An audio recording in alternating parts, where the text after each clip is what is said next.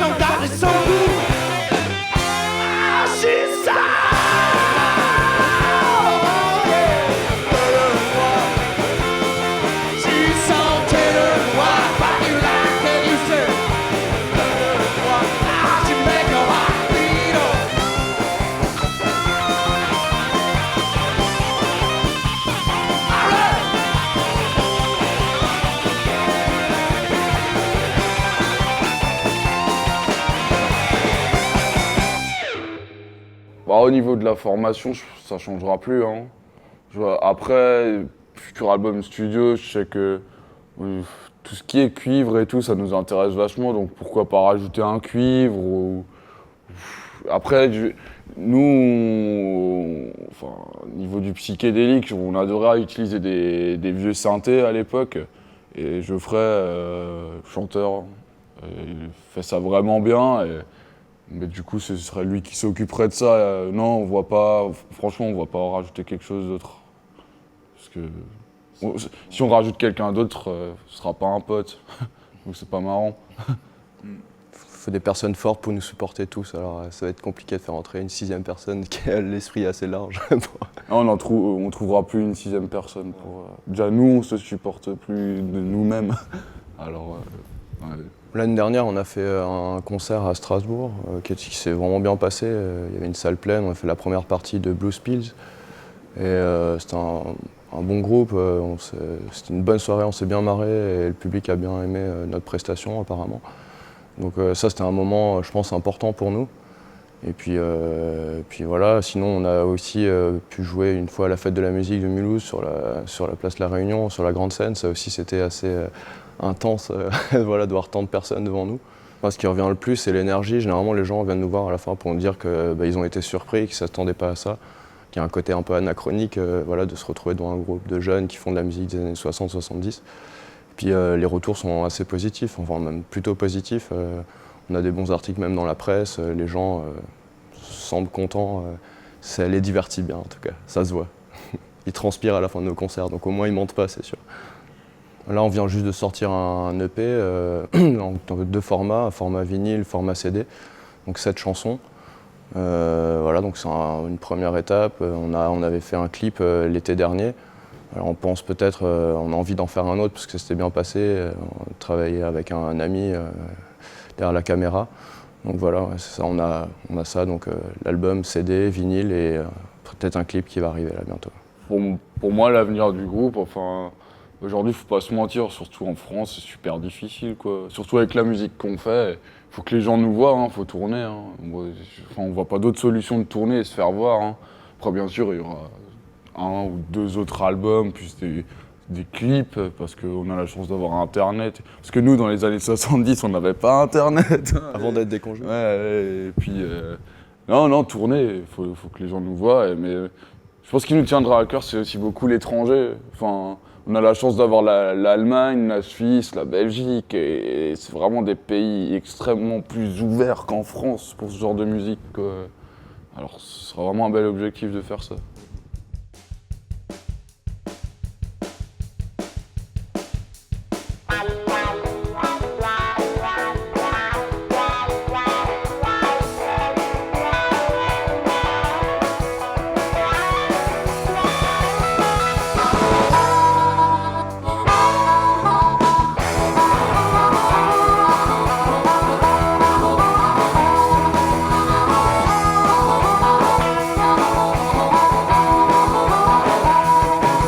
I'm an easy rider, riding through